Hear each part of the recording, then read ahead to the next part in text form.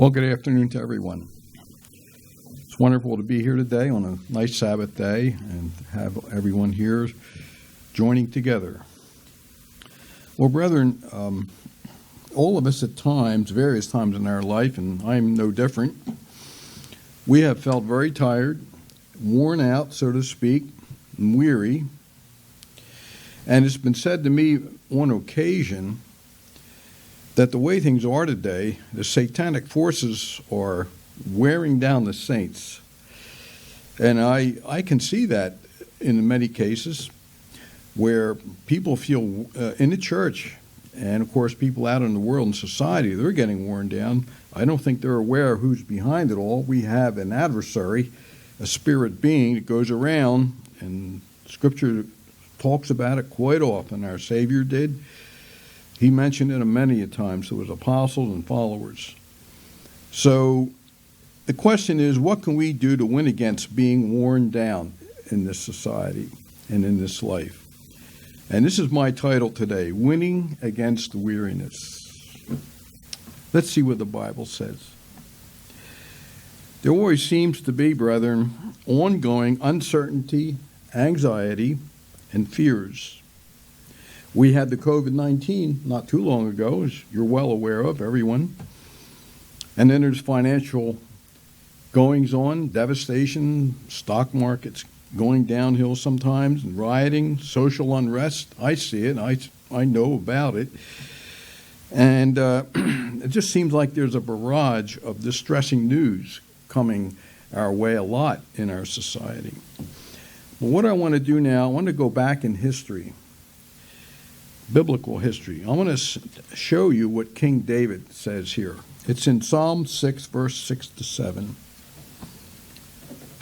Here was a man who was under a lot of stress, threats of his life, and so on. He had a lot of threats, a lot of enemies. Here's what he said. It's in chapter 6, verse 6 to 7. I'll read this for you. I am worn out from groaning. All night long I flood my bed with weeping and drench my couch with tears. My eyes grow weak with sorrow, and they fail because of all my foes. Can you imagine, brethren, being in that position? What I want to do now, brethren, is fast forward to today. And I want to show you 5 ways I'd like to share with you, in hopes that it'll toss a lifeline if you're really suffering from stress and fears and weariness, sort of a lifeline to you as to what the Bible says and how to deal with it.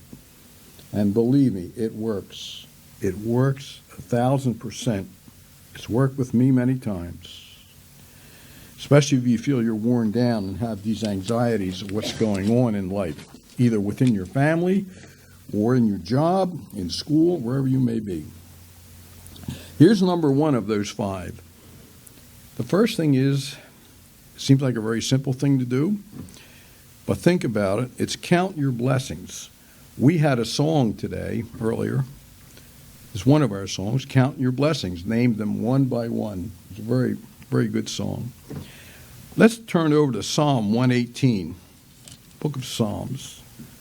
King David had a lot to say about stress and getting over it and how to deal with it. So here it is, Psalm 118. I'll read this to you. Verse 1. Well, get the right one.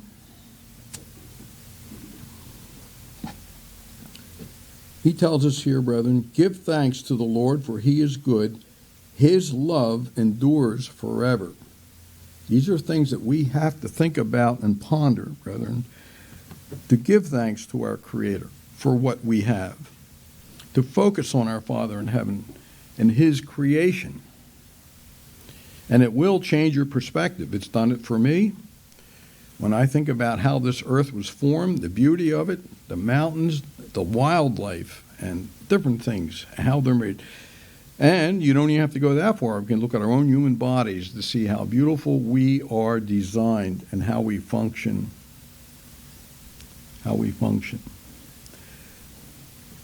Here's what Job said, brethren. Let's go to Job 37, book of Job. Everybody, I believe, knows what he went through, and he lost everything. He was cursed by a lot of his family members, but he didn't give up. He did not give up. Job 37. Let's take a look at that.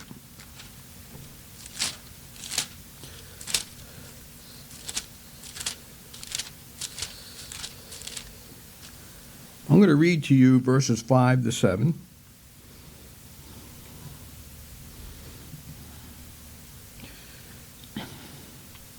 God's voice thunders in marvelous ways. He does great things beyond our understanding.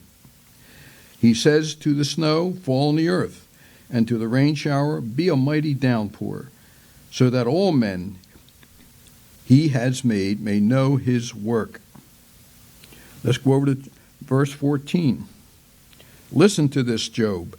Stop and consider God's wonders.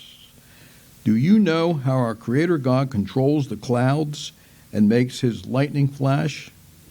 Do you know how the clouds hang poised, those wonders of him who is perfect in knowledge? There's a key item, brethren, being perfect in knowledge, which he is.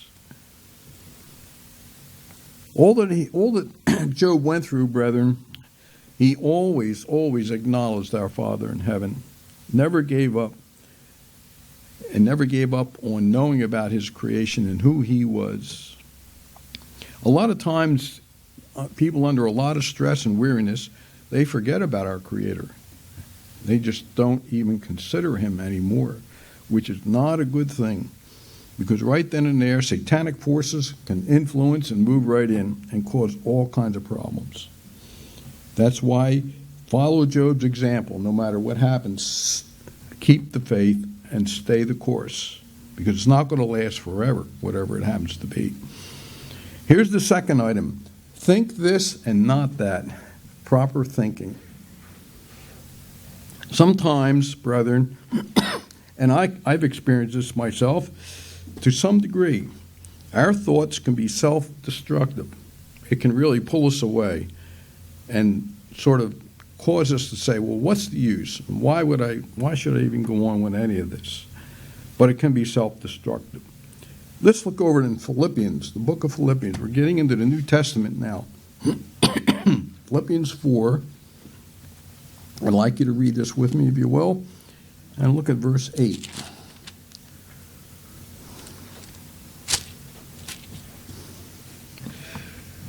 Paul wrote to these people, and he tells them, verse 8, Philippians 4.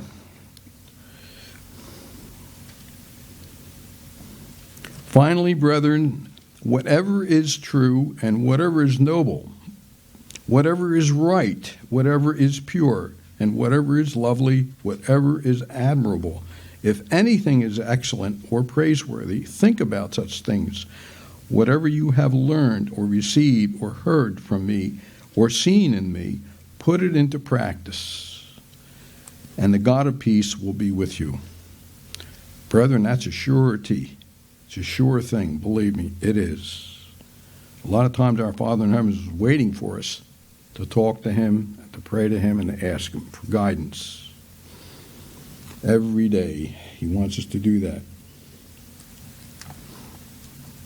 So we can put out fears out of our life. We can put a lot of worry and anxiety by recalling God's faithfulness and thinking about him, what he has done for us in times past. Meditate on our blessings. Even in the smallest blessing, think about those things, brethren, because it helps. It really helps. Reflecting on God's promises. At the Feast of Tabernacles, I bring this up constantly in my talks, about what's coming. Because what's happening today isn't going to last forever. It will not. God's promises, 1,000 years of peace on this earth, and there's going to be health, prosperity, kindness, and justice. And it's coming our way.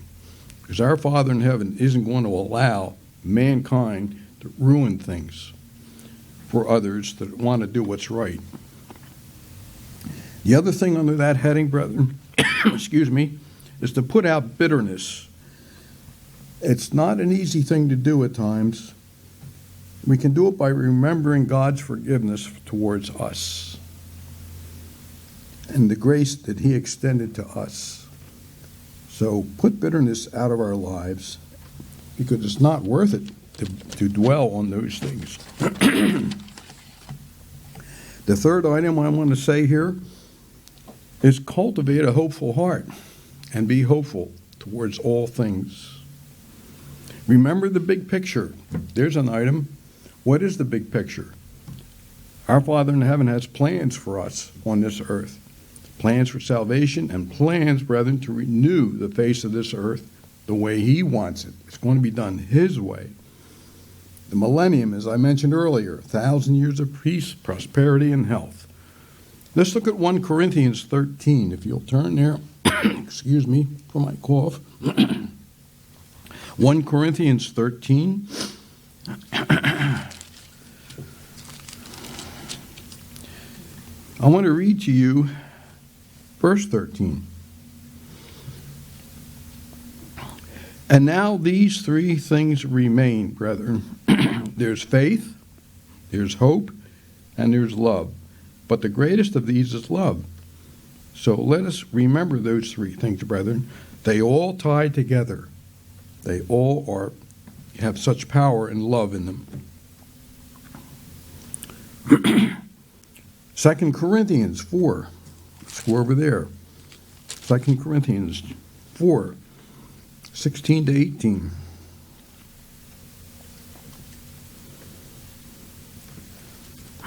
Therefore, we do not lose heart.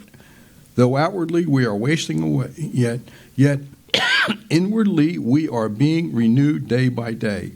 For our light and momentary troubles are achieving for us an eternal glory that far outweighs them all. So we fix our eyes not on what is seen, but on what is unseen. For what is seen is temporary, but what is unseen is eternal. Romans 12. Let's go over there for a moment. Romans 12, in verse 12.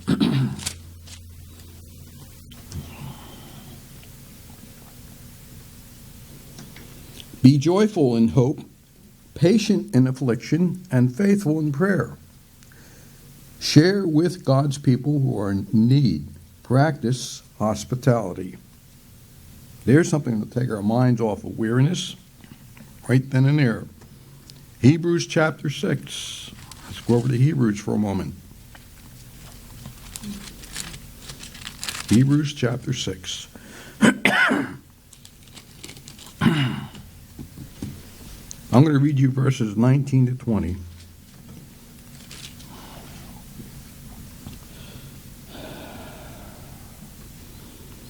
We have this hope as an anchor for the soul, firm and secure. It enters the inner sanctuary behind the curtain where Jesus, who went before us, has entered on our behalf.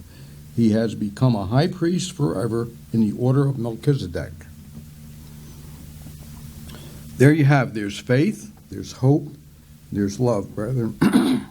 There's forgiveness. And there's that hope for the future, and it's there, and it's coming. The fourth item I want to mention here is pray often.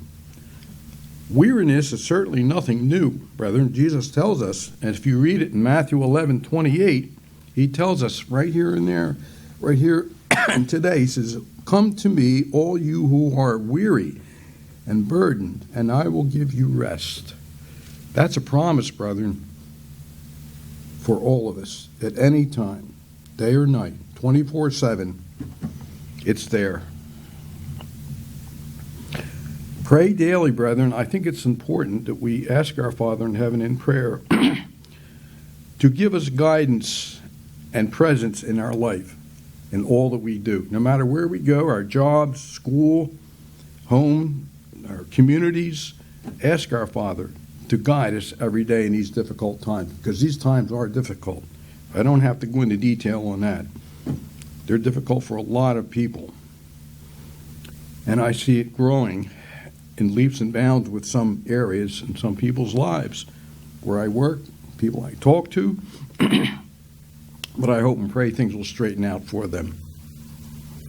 So prayer, brethren, is extremely important every day.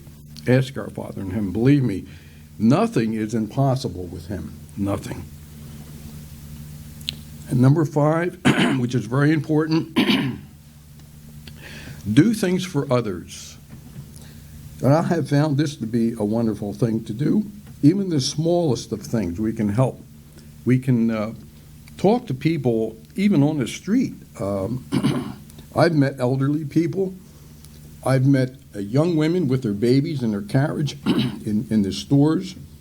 And I make it a habit to congratulate them, to make them feel good. Elderly people can be very lonely, and just saying something to them helps them. Now, let's look at Acts 20. Acts verse 20. Here's something here that was written centuries ago, but it had a lot of meaning today as much as any other time.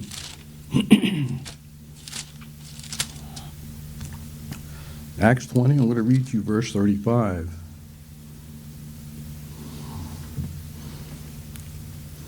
He tells us here, "In everything I did, I showed you that by this kind of hard work we must help the weak, remembering the words of the Lord Jesus himself. It is more blessed to give than to receive." He tells us that right there. Also,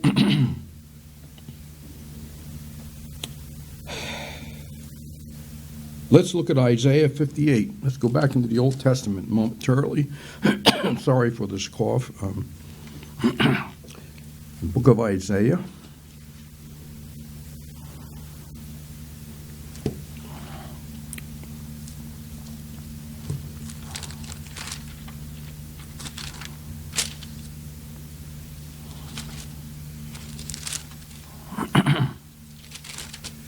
I'm going to look at chapter 58.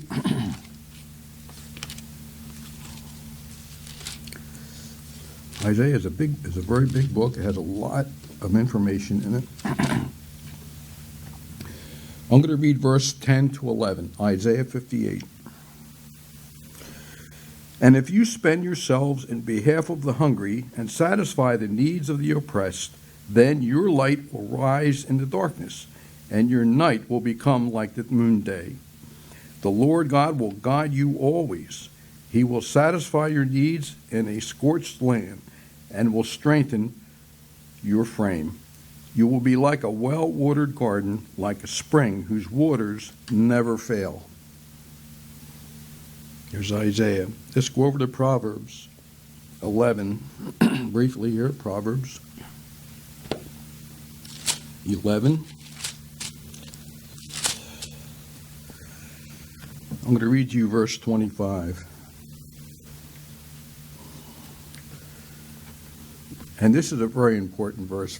They were all extremely important, but here's one here I think sums everything up. "A generous man will prosper. He who refreshes others will himself be refreshed."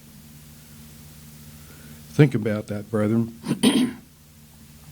I find it wonderful to meet up with elderly people in the supermarkets and young women with their babies.